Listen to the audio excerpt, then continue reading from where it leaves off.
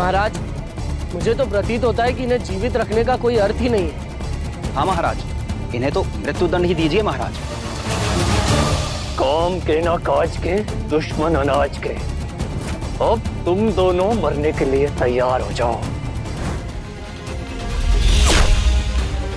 तुम बार बार पूछ रहे थे ना कौन है तुम्हारे प्रभु, तो देखो आ गए प्रभु परशुराम। परशुराम? सर्वशक्ति तू है शिवम परशुराम।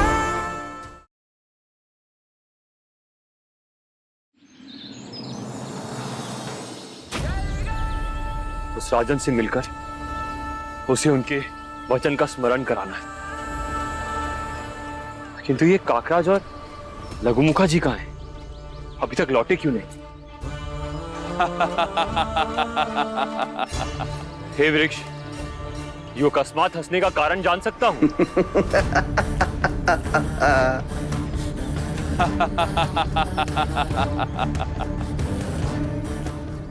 कारण यही है कि जो माली मालिन ने कथा सुनाई है वो अभी अधूरी है। वो कैसे?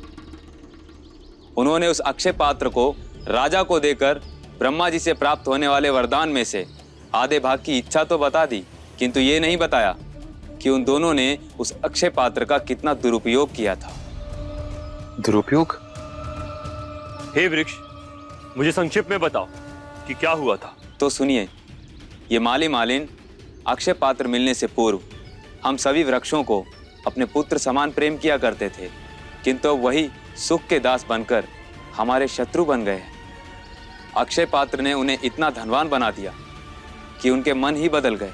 उनकी देह स्वर्ण आभूषणों से लद गई और उनकी कुटिया अमूल्य वस्तुओं से भर गया, किंतु इससे संतोष आने के स्थान पर उनके मन में लालच बढ़ता गया।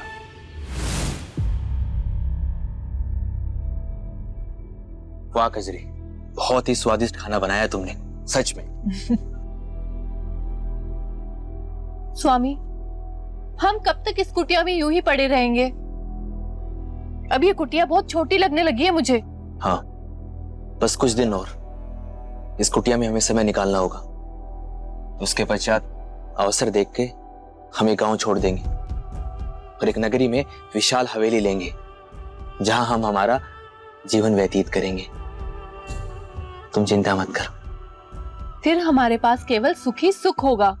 किंतु इस अक्षय पात्र के प्राप्त होने से पूर्व हमने कितने दुख भरे दिन देखे हैं स्वामी, कुछ स्मरण है आपको? दिन रात पेड़ पौधे लगाते लगाते हमारे हाथों में तो छाले पड़ जाते थे। हाँ, सब स्मरण है मुझे। भिक्षा दे दो माई। माई, भिक्षा दे दो माई। लो, घर बसा नहीं और भीख मंगे पहले आ गए। तुम जाकर देखो कौन है, मैं संभालता हूँ। जाओ जाओ। भिक्षा दे दो माई। माई, भिक्षा दे दो माई।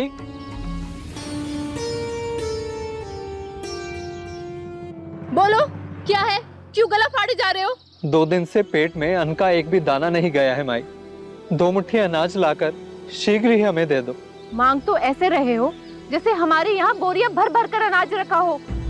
किंतु हम आपसे आस न रखे तो किससे रखे माई? कौन देगा हमें? हमने क्या तुम्हारा दायित्व ले रखा है? जाओ यहाँ से, कुछ नहीं है हमारे पास। सुना नहीं? जाओ यहाँ से, जाओ।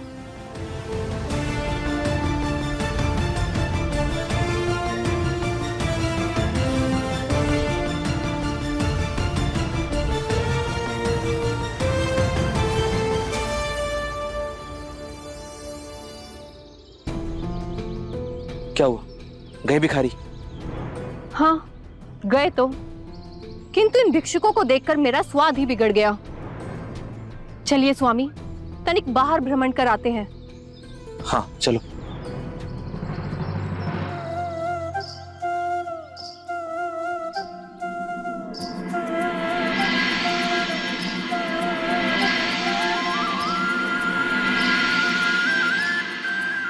मनुष्यों से भले तो ये वृक्ष जो निस्वार्थ मन से अपने फल भूखों को खिला रहे हैं। हाँ स्वामी, ईश्वर भला करे उनका जिन्होंने ये वृक्ष लगाए।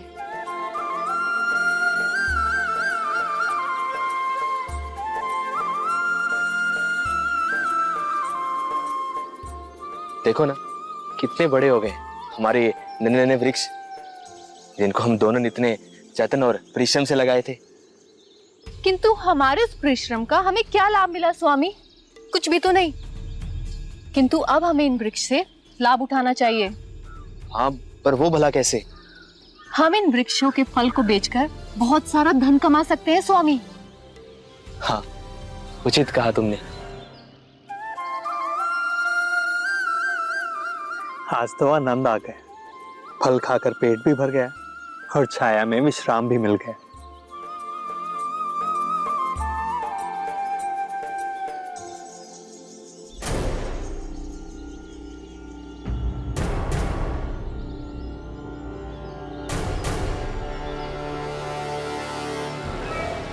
ये देखो, जिसको बेचकर तुम धन कमाना चाहती थी, उन्हें कोई और ही चट कर रहा है। ये तो वही स्त्री और पुरुष है जो कुटिया पर भिक्षा मांगने आए थे। रुकिए, मैं अभी इन्हें पाठ पढ़ाती हूँ।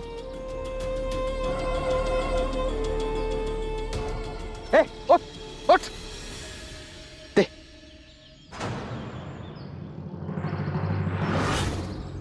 ये वृक्ष तुम्हारे माता पिता ने नहीं उगाए जो इतने आनंद से फल खा रहे हो। इन वृक्षों की छाया भी हमारी है और ये फल भी हमारे हैं। ये समस्त वृक्ष हमने उगाए हैं, इन पर केवल हमारा अधिकार है। उन्हें दोबारा यहाँ दिखाई दिए तो दंड भुगतने के लिए तत्पर रहना। अब भागो यहाँ से। परिश्रम हम करें और फल तुम लोग खाओगे। भागो, भागो, भागो।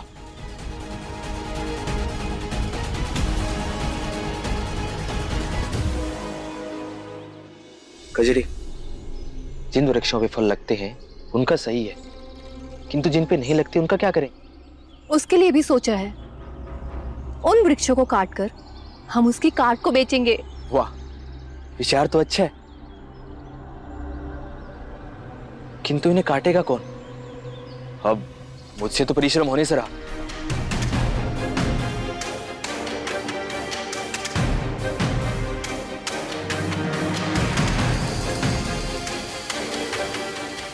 वो दोनों है ना, उन दोनों को भोजन की आवश्यकता है, वो करेंगे हमारा कार्य। वो सुनो, इधर आओ।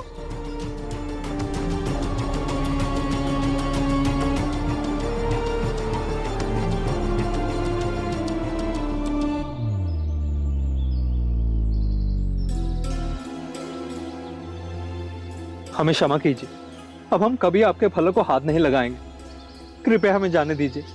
यदि तुम्हें फल खाने हैं तो प्रतिदिन उस वृक्ष को काटना होगा जो फल नहीं देता।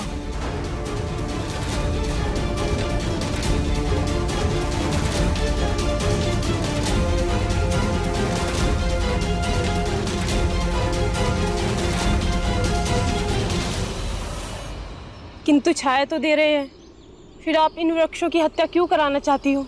क्योंकि छाया बिकती नहीं है मूर्ख। फल और काट को बेचकर धन प्राप्त होता है।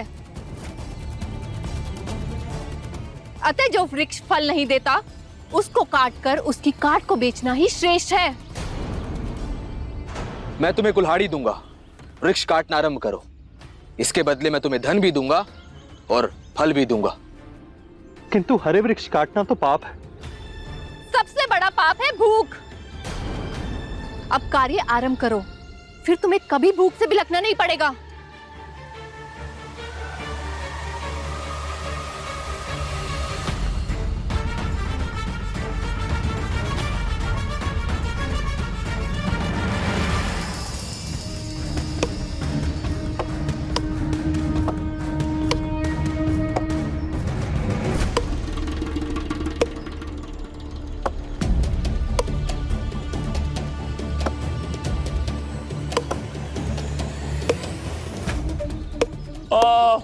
बहुत पीड़ा हो रही है मुझे। कोई बचाओ मुझे। जब बाढ़ ही खेत को खाने लगे तो फसल को कौन बचा सकता है मित्र? आज तुम्हारी बारी है तो कल मेरी बारी होगी।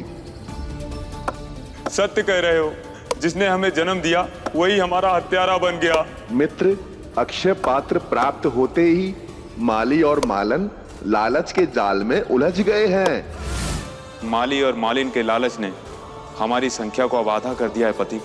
अब आप जान ही चुके हैं कि वो दोनों कैसे हैं जिनकी सहायता करने आप राजा के पास जा रहे हैं।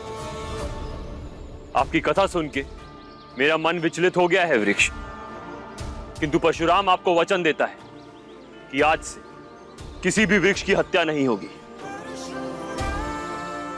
मैंने आपकी और माली मालन की व्यथा तो सुन ली है।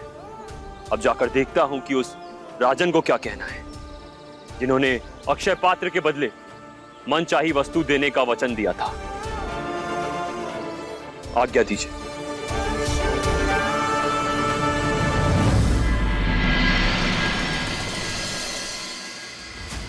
चलो सीधा चलो। चलो आगे देखो।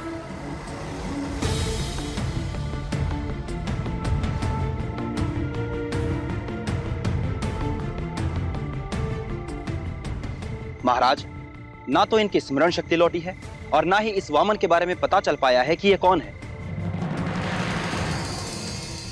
हाँ महाराज, ये विचित्र प्राणी तो हमसे बस अपनी सेवा ही करवाता रहता है और इनके लिए भोजन ला कर तो हमारे हाथों में छाले पड़ गए, किंतु इनकी स्मरण शक्ति नहीं लौटी।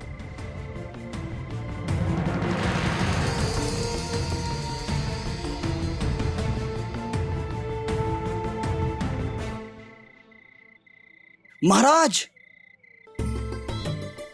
मुझे प्रतीत हो रहा है कि कदाचित कि एक बार भोजन करने से मेरी स्मरण शक्ति वापस आ जाए। हाँ महाराज, प्रयास करने में क्या जाता है, किंतु इस बार एक नहीं 2 थाल मंगवाइएगा। कदाचित मुझे भोजन करते देख इनकी स्मरण शक्ति वापस आ जाए। बस बंद करो अपना ये अनर्गल प्रलाप। भोजन बहुत हो चुका, अब तनिक परिश्रम करो। शीघ्र अतिशीघ्र अक्षय पात्र से इस बाण को निकालो, अन्यथा तुम दोनों जीवित नहीं बचोगे। सैनिकों चलो चलो। महाराज की आज्ञा का पालन करो, अन्यथा मृत्यु का वर्ण करने के लिए तैयार रहो।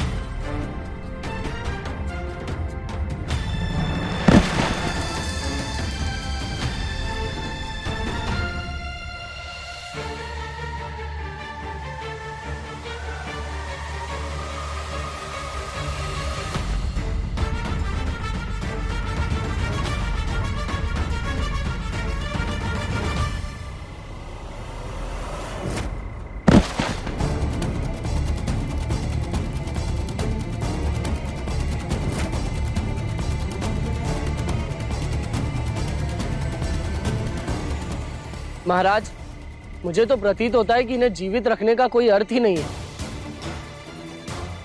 हाँ महाराज, ये तो हमारे अन्नकोश के मूषकों से भी अधिक घातक है। यदि ये हमारे पास रहे तो एक दिन हमारे राजमहल का पूरा अन्न चट कर जाएंगे। इन्हें तो मृत्युदंड ही दीजिए महाराज। काम के ना काज के, दुश्मन अनाज के। अब तुम दोनों मरने के लिए तैयार हो जाओ।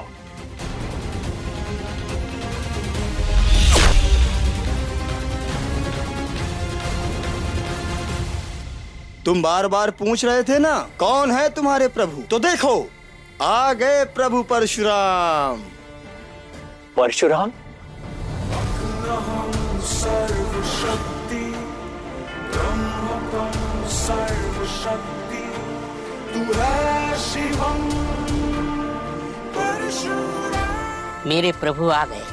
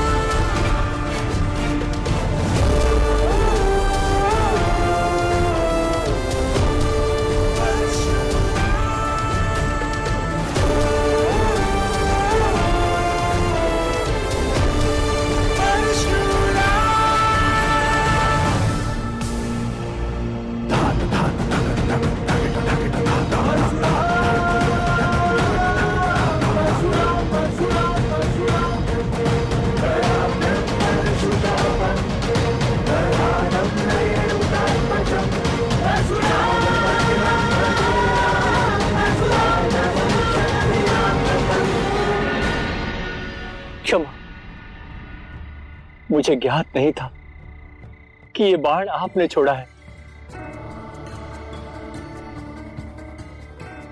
कहिए प्रभु, मैं आपकी क्या सेवा कर सकता हूँ? तो बताइए राजन, जिस माली मालन से आपने ये अक्षय पात्र छीना है, आपने उन्हें कोई वचन दिया था कि इस अक्षय पात्र के बदले आप उन्हें उनकी मनचाही वस्तु देंगे? हाँ प्रभु, वचन तो दिया था, परंतु ऐसा प्रतीत होता है आप उनसे मिल चुके हैं।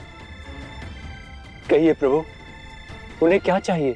आपको ब्रह्मदेव से मिलने वाले वरदान का आधा भाग उन्हें चाहिए राजन। आपकी आज्ञा अवश्य पूर्ण होगी प्रभु। मैं अपने वरदान का आधा हिस्सा उन्हें अवश्य दूंगा।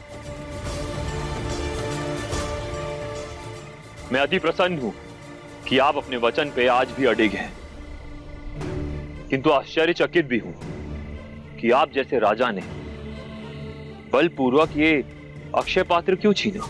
छीना तो उससे जाता है प्रभु जिस पर किसी और का अधिकार हो। मैंने तो अपना ही खोया हुआ अक्षय पात्र पुनः प्राप्त किया है। वो कैसे राजा? आप मुझे विस्तार में बताइए कि अक्षय पात्र आपका कैसे हुआ? तो सुनिए प्रभु, इस राज्य के राजा के पूर्व मैं एक निषाद था। मछलियां पकड़ना मेरा कार्य था।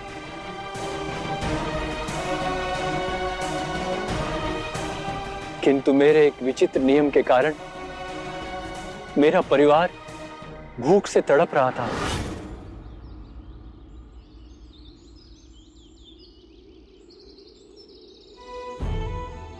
सुनिए, अगर आज भी आपके जाल में कोई मछली नहीं फंसी तो कल की भांति आज भी हमें भूखा ही सोना पड़ेगा। हम कर भी क्या सकते? यदि हमारे भाग्य में भूखा रहना ही लिखा है तो आज भी जाल में मछली नहीं फंसेगी। भाग्य को दोष मत दीजिए। आपके कठोर नियम के कारण हमें ये कष्ट सहना पड़ रहा है। कभी एक मछली लाते हो, कभी खाली हाथ आ जाते हो। क्या आप अपने नियम को बदल नहीं सकते स्वामी? नहीं,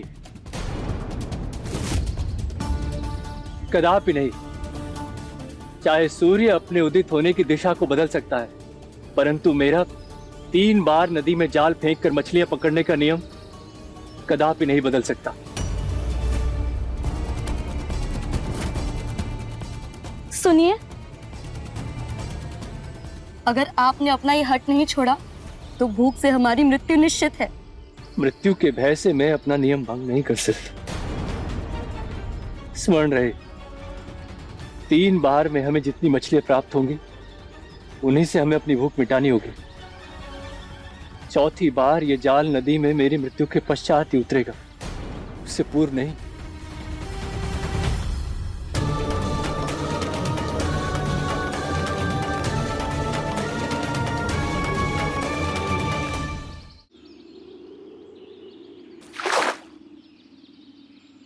हे ईश्वर, आज मेरे जाल को मछलियों से भर देना ताकि घर जाकर पत्नी से कलेश न करना पड़े।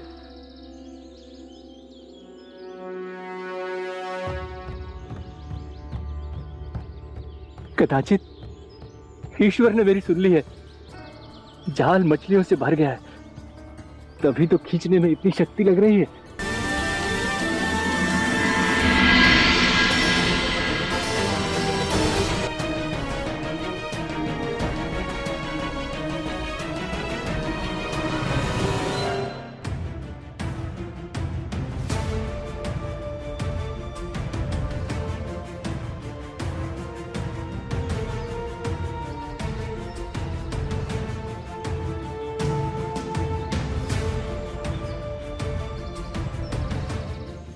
इस बार अवश्य कोई मोटी मछली फंसी है, अन्यथा जाल खींचने में इतनी शक्ति नहीं लगती।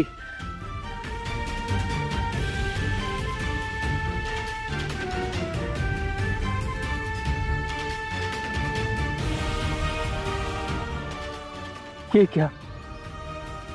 ये तो हड्डियों का ढेर है। यदि अंतिम अवसर भी रिक्त गया तो आज पुनः हमें भूखे ही सोना पड़ेगा। हे ईश्वर, अब तो कोई चमत्कार कर देना।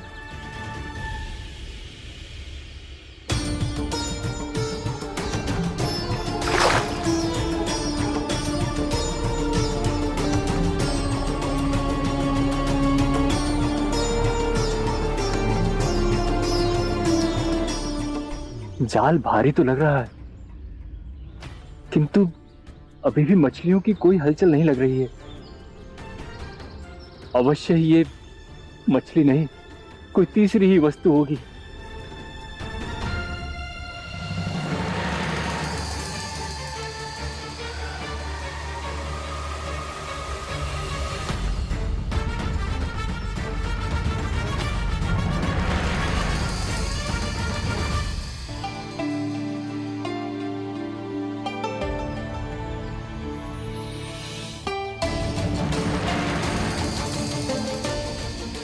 अब ये क्या है? ये पात्र तो स्वर्ण के समान चमक रहा है। हे ईश्वर, यदि ये स्वर्ण का हुआ तो मेरे तो भाग्य खुल जाएंगे।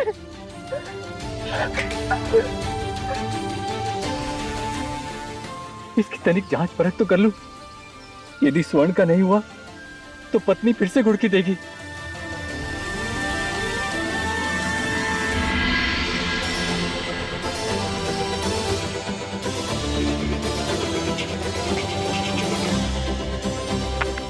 अरे, ये तो शुद्ध स्वर्ण ही है। इसका अर्थ है मैं धनवान हो गया। धनवान।